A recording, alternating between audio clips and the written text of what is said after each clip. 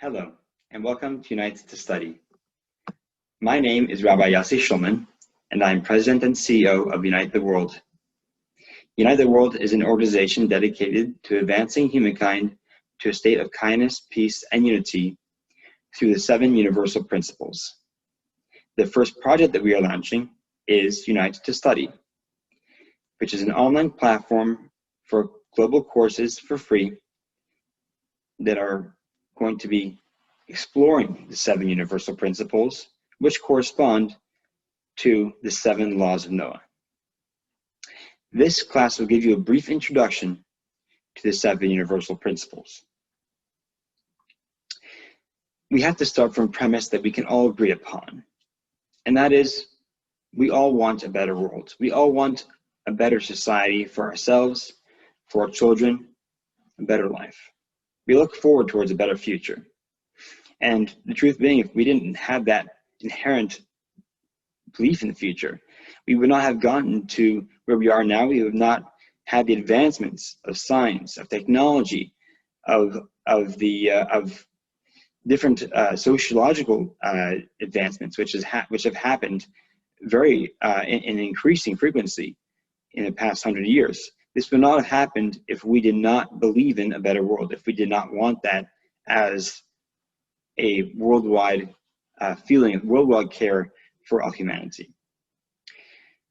So the question becomes, if we want to get to this place of the ultimate world, how do we get there? How do we make this happen?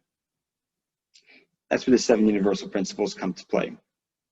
Because we have to have some type of universal way that we can all agree upon how to get to this place. That also includes that every person, every individual person, regardless of where they come from, of their race, of their culture, of their religion, they are all part of this picture of this better world. There is no person, there is no thing or place that is not valuable towards making this better world happen. Therefore, we have to discover, why does life have ultimate meaning?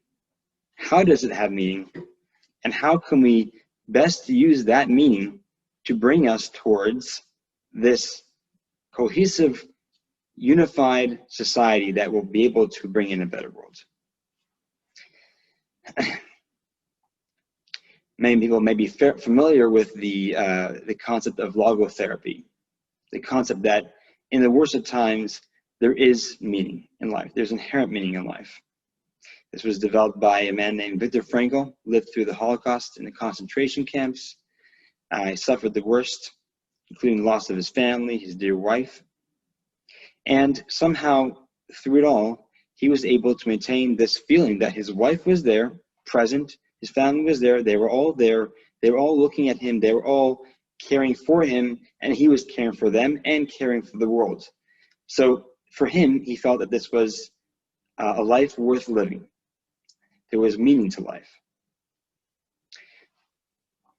So therefore, all of us had that type of meaning. There's an inherent type of meaning in life. And where do we go with that meaning? So let's discover how we can best channel our life to discovering the meaning in our lives and helping us share that with the others around us. We need to find some set of values with which we can take that meaning and apply it to life and apply it to society. The trouble is that sometimes I will find meaning in life in ways that others will not, and actually in ways that others will find harmful to their meaning in life. Now, how am I able to express that meaning to make a better world and better life for myself when others are going to feel inhibited by that and their meaning is going to be suppressed, their life is going to be suppressed? How do we get to the right place?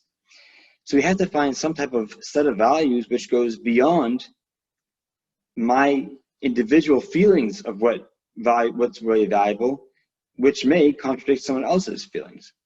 And if it's all about us finding that thing which nobody has any problems with, we might have an issue, because we never found that yet. We never found that set of values from the human trial and error that's always cohesive and always works and will always work for the future. which itself is a huge assumption. How do we know this will happen going forward for the future? In fact, all of human history has been one long cycle of trial and error. And sometimes we've got it right, and sometimes we've not. Sometimes there have been disastrous consequences. Sometimes there's been consequences down the line, many, many hundreds of years later. So how are we ever going to be able to know that what I'm doing today is the most perfect, has the best meaning in life, and will be the best for all humanity?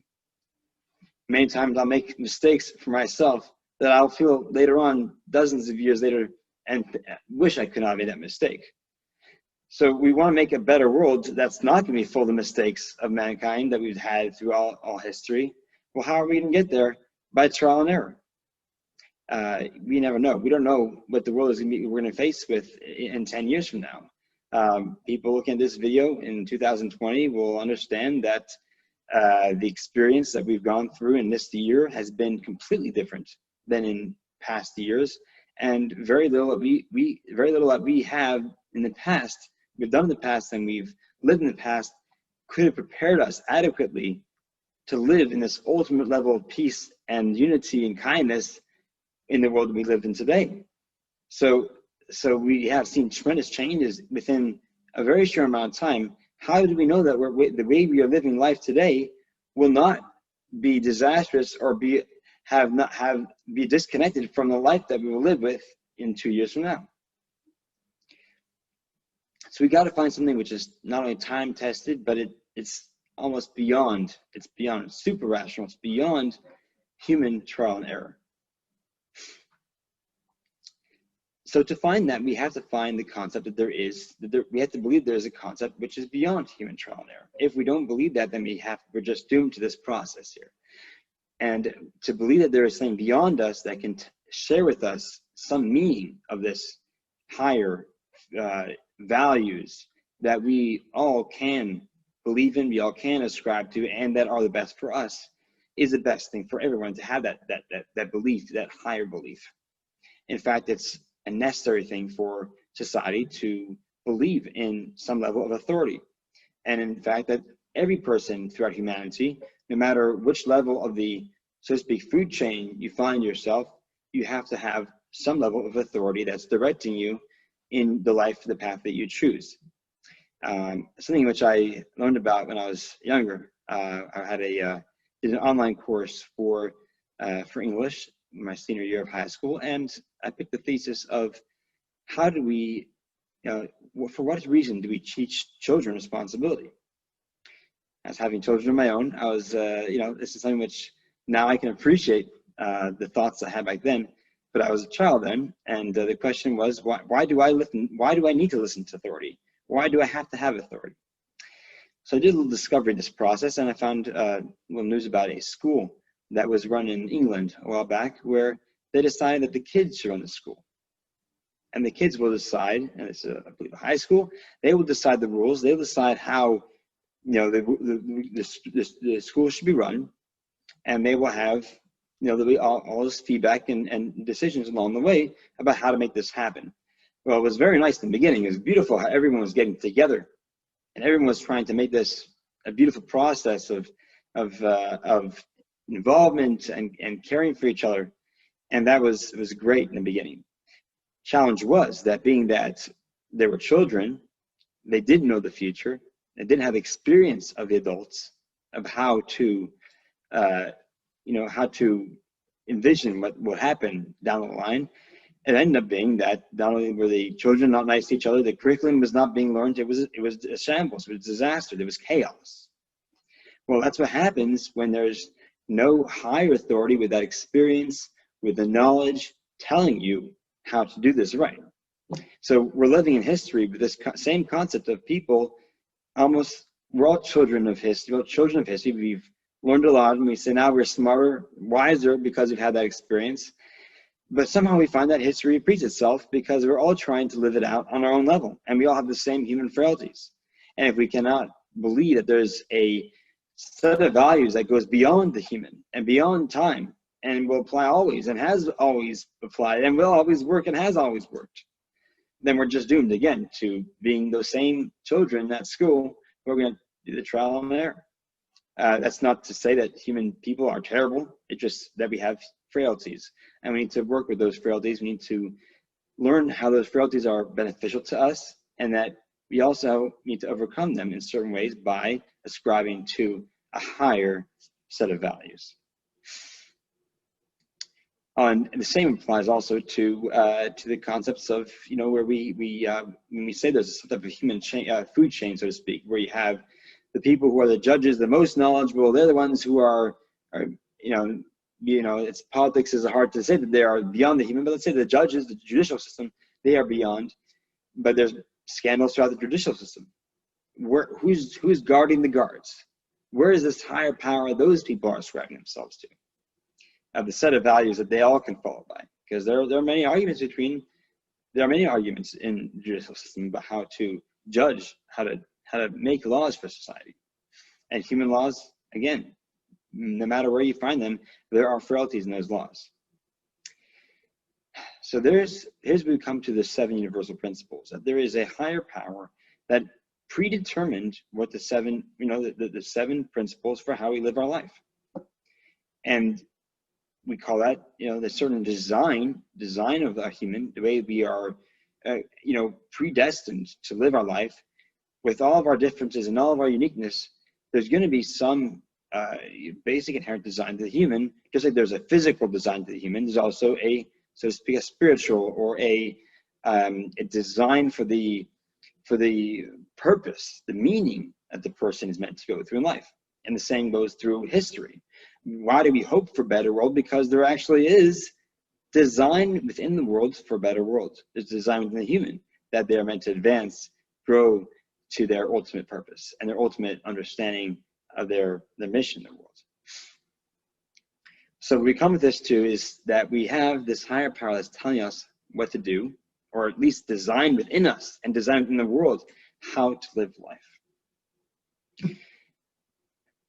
Many people are familiar with the story of Noah and the flood. The story of how the world had descended to chaos because people were just not being moral. They were maybe trying to run life by trial and error, and they were discovering that as much as they tried to make it right and tried to get away, or maybe try to get away doing things to make it right, it didn't work out.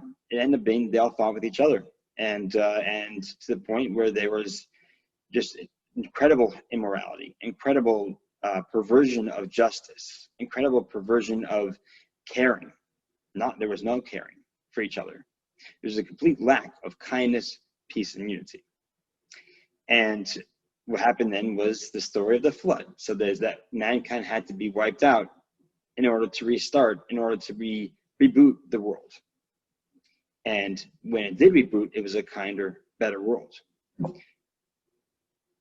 That story is one that's been, it's very familiar throughout many cultures and religions. But also it is a concept that we're actually seeing in the world. So we've seen it before. Maybe it's not been a flood, but it's been disastrous. It's been disastrous results of the lack of peace and unity and kindness. We've been through world wars. We've been through a Cold War, where the world was on the brink of complete destruction. And those have almost completely destroyed society. We're right now at a time when there's a lot of disunity that threatens to tear apart the entire fabric of society, where people are pitted against each other politically, in religion, and geographically, and we are feel like we're on the brink of some type of a destructive world.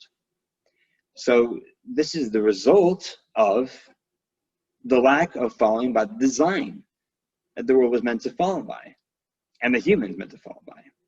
So when you break it down, then it's going to fall apart. So to speak, I'd say give an example. If you have a car, and it's designed to when you're shifting gears to process that, to go step by step. And I say, well, I don't believe that. I think that I can run the car better than the one who designed the car. So I ran the gear straight from driving full throttle to being in reverse. What I'll end up doing is destroying that car. the trial and error, it'll be my trial and error. I'll make that decision, but I will destroy it because I don't know the car. I don't know the design of the car. And if I do know the design of the car and I decide that I can redesign it because I want to redesign it my way, I'll redesign it as a heap of metal that doesn't function. So it ends up being that the trial and error it's not just about that, okay, we'll try this. It's about what we do today affects us as individuals and affects the entire society. And who can take that responsibility on themselves? As a parent, I can tell you that the same thing I feel about, when you have children. It's an incredible responsibility. Do I get to decide whatever I want? Is, for my child, just trial and error, whatever, I'll see what happens and let them, play with the world and play with knives and just, be exposed to everything bad because we'll just say, hey, what's trial and error? Or do I say, if this is not right, I can't just do whatever I want to my kid at any age. There's some responsibility. So the same way that I have the responsibility towards my child, I actually have responsibility towards all of humankind, because if I take certain actions, they may have an effect on a very wide area. People may be taking cues from what I do, and that will have huge impact in the world. And there are been many individuals that have impacted the world. We've, folklore and religious history, religion are full of individuals who impacted the world. And most of them did not think that the actions that I take today will be talked about thousands of years later. They'll have an impact thousands of years later. The story of World War I, which led to World War II. How did, what was, so to speak, the spark that lit the powder keg was lit by one person who took one action on his own and murdered one individual because he had a legitimate reason. Did he know that this would cause World War I, or would, so to speak, light off the spark for World War I? Did he know that World War I would lead to World War II? That there would be tremendous disasters, it would lead to the Holocaust, it would lead to science being perverted, it would lead to the concept of wanton killing? He had no idea. He felt he was right. Well, the question is, could he, if he had a set of values that told him that's not a good action to take, maybe this would not have happened. Who knows? We can't change history, but hindsight is 2020 if we actually listen to the hindsight, if we learn from our experience. And part of learning from our experience is that knowing that I don't know the future and I can't determine what's best for the future.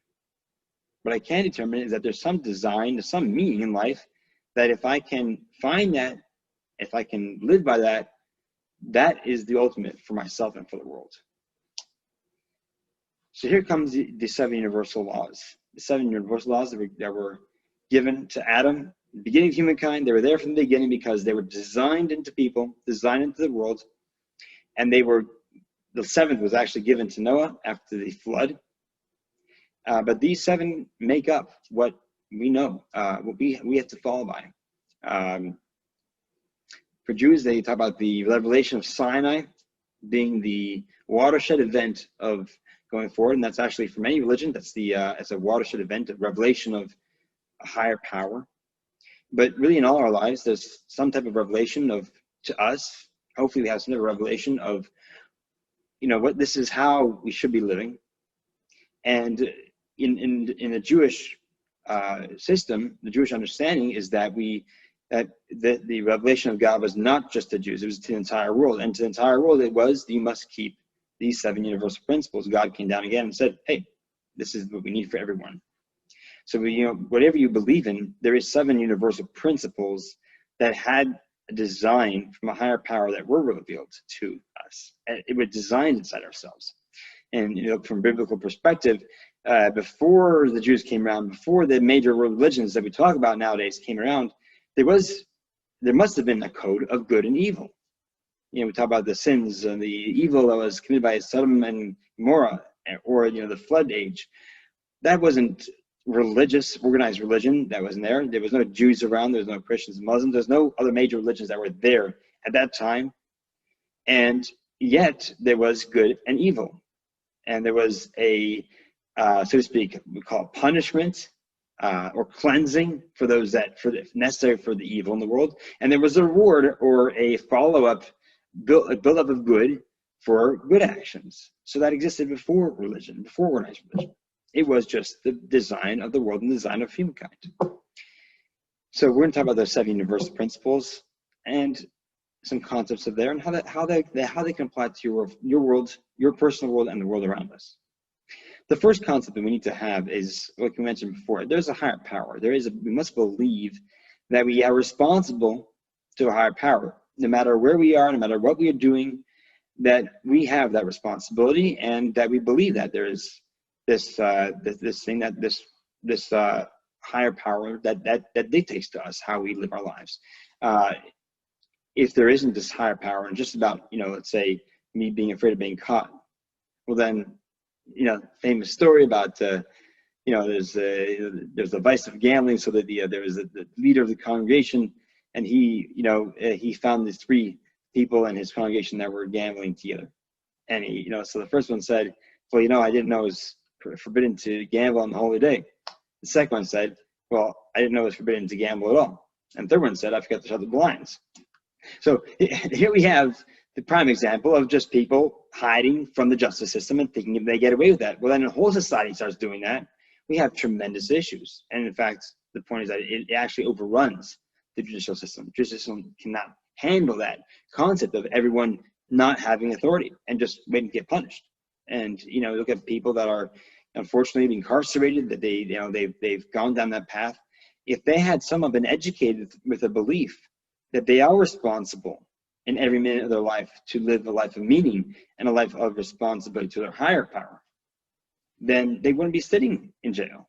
And society wouldn't be plagued with this concept of that we might just, we should just escape, as long as we escape the notice of the people in charge, then we'll get away with it and I'll be fine. That's a problem in the classroom, it's a problem in the family, and it's a problem in the world.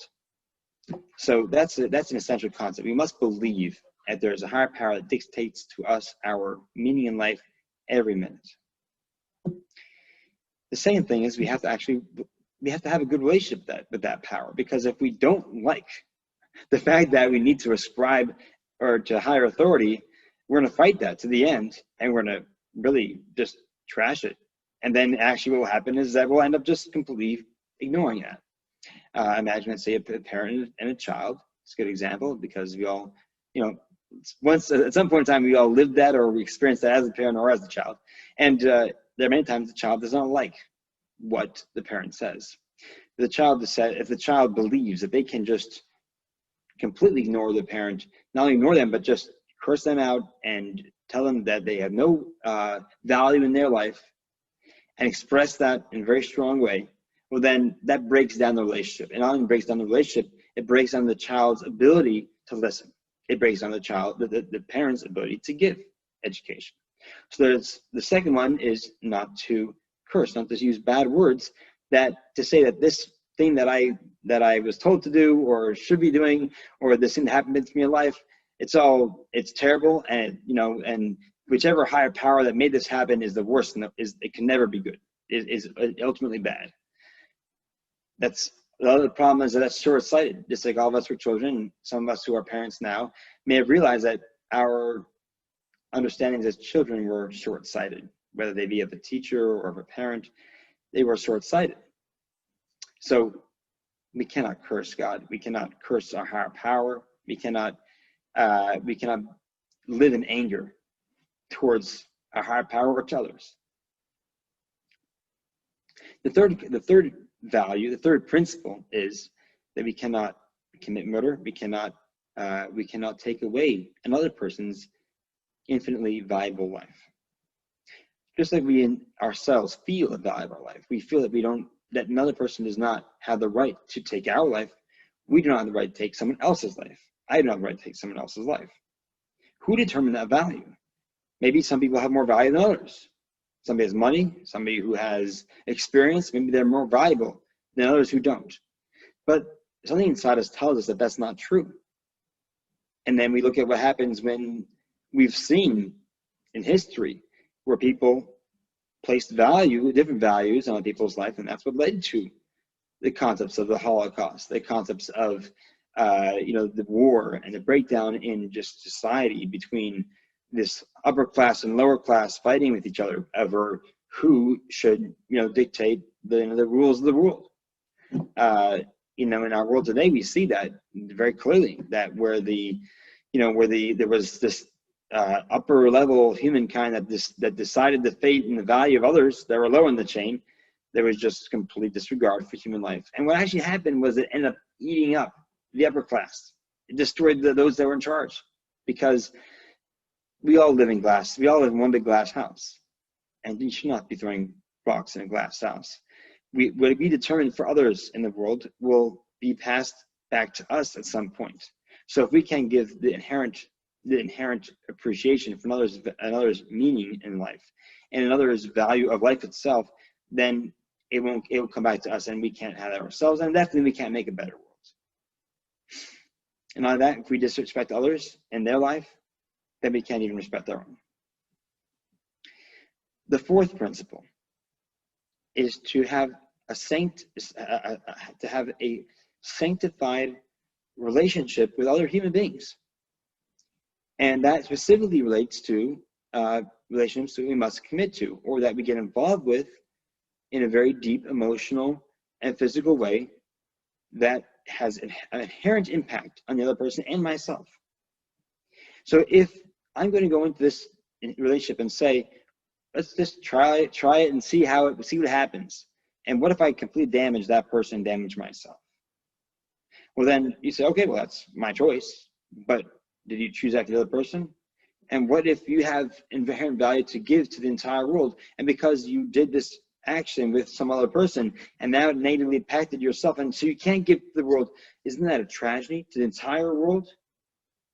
It's almost not right for the person who takes such an action to do this thing for the entire world. And in fact, let's say if we do believe that there's a higher power that designed the entire world, designed the human being as part of this, as having a unique mission in the whole world, so that person destroying their own self and their own value and their own mission within their bigger world has a huge impact on everyone else. So I can make those decisions if they're wrong. So we have this universal value that says the relationships that the physical and emotional relationships that one has with another, particularly the physical ones, have to have a sanctified and meaningful context, real meaningful. The point is that meaning has to come beyond my decisions, my feelings, and my trial and error. It's got to be predetermined and pre-designed into my being and into the concept of relationships. So, people are familiar with the concept of marriage. Marriage is a very powerful concept. There you have two people that are made a decision, a commitment to each other. So if they violate that commitment, isn't that wrong to the other person and wrong to themselves and wrong to this universal value of commitment? So our higher power, our universal value, our inherent value determines what correct relationships should be, how they should be had between ourselves and others. And having the wrong type of relationship is destructive. So we need to know what that type of relationship should be going forward in the right committing way, the right marriage, and that we need to know the lack thereof may have a destructive effect on myself and society. It will have a destructive effect. The fifth one is that we must respect another person's property. You have to respect that there is inherent value in them having their property versus me taking their property. One of the tremendous challenges and sins have been passed where people have felt the right to take others' property because they are more valuable in society, and therefore they can take everyone else's property. But once you harm somebody else's property, you're also harming themselves, because they cannot use their value in life. They cannot express their true mission without the belongings that they have, given them the support to do so. So by me taking someone else's belongings, what's happening here? Number one, they cannot do their mission. Number two is that I can't do my mission either, because now I can't really have true respect for what I have and for what I have being there for my value. Because if I say, that person's belongings don't belong to him for his value, then my belongings don't belong to me for my value. And then what happens is that not only do I not respect it myself, others will in turn disrespect mine, and society as a whole will be one step closer towards disrespecting everyone's rights and property. And that's where we lead to destruction and chaos that's happened in the past. So we need to have that type of inherent value for another person's property and rights because they have inherent value in their life and because they have a unique mission in the world that's getting us all to a better place and that we're all connected to get this better thing happening. The sixth value and sixth principle is that we cannot take the life of an animal in a very cruel way. We have to give them the respect as a creation or as a thing that has feelings, is able to express the concept of pain and suffering. Animals able to interact with each other and show love. So for me to say, well, this animal has no value in their feelings of love and their feelings of being able to feel pain, happiness, caring, that does not have any value. Well, then I'm treading on light water because we all live in the same world. And again, the same concept comes back to humans also will not get respect for their life from each other when they can't respect animals and their feelings. The seventh one is we need to have just courts of law. They need to be actually ascribing to higher value. And that higher value needs to be filtered down to the courts, and that courts need to be giving that value to society, not just only in the form of protecting society from people doing wrong, but also even more so about educating society about these values. Because the justice system and education system does not bring this in a premeditated way to the hearts of young people, older people, then society is doomed to live with the effects of a society that does not care and is looking to fight those values and fight those principles for their own personal gain. And then what happens is that it actually affects the judges. They feel they can also get away with these things. And they start to be perverted in their way of doing justice. And now the whole society is gone. There's no one to tell anybody else what to do. Everyone's just saying, I'm more right than you. Well, then we don't get anywhere. And as society and as individuals, we do not get anywhere. So if we want to do this right, if we want this universal, good, kind, peaceful world, which we all do, then we need to be a part of this 7 universal principles of sharing these with each other and of living these in our life. These have many, many ramifications. I'll give you one example. If I go into a store and it's just a small store with a boutique selection, and I come in there and I look around for finding an item that I like, and I know from the time I go in that I'm not going to buy from that person. I'm just going to look up online and find the right price that's going to beat that. So this person has, depending on their income, and they depend on the concept. When you come into their shop, you're actually looking to buy. You're not looking to use them. So what happens if everyone does this? If everyone walks in the shop and society in general feels that way, that this is the right thing, they can just go into the shop and go and, take something, which it's not theft. Say it's not really theft. I'm not taking it out of the shop, but I'm cheating.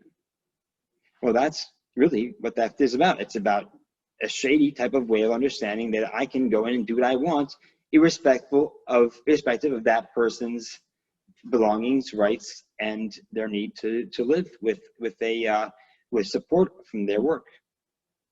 So that's a small area. In the positive side, if I can respect another person's privacy and I respect their belongings, and I find some of their belongings and say, hey, I need to actually return it. That's the right thing, and that fosters kindness and unity and caring for another person, and that person will go and share it with someone else. So we can create a tidal wave of goodness and kindness by taking the right actions all the time and knowing that this is part of our design. That's part of what the world is meant to get to, and it can't happen unless all of us, the entire world, get together and get behind these 7 universal principles. So what can you do? You can learn about the 7 universal principles, you can share them with someone else, and you can live them. And that's a lot. These principles break down into many details. But as you can understand already from the beginning, that these were the principles, general concepts that kept society throughout history. That when we kept it, we were having a happy and good unified society. And when people broke down, they didn't keep the 7 universal principles, society broke down as a whole. So we need to get to the better world. We need to get there as individuals and as society. We can't wait around and say, hey, let's try it and hope that things will be good. People were doing that. And then we had world wars. And we had people that were being, unfortunately, killed by nuclear bombs. So we don't want that happening to us. How do we prevent this for the future? By us living, learning about, and sharing the 7 universal principles. I hope this was a good introduction to you. And I also hope that you'll come on to Unite to study and learn more about how this will apply in your life. And then you'll share with others, because it's all about us bringing these concepts of unity, faith, kindness, morality,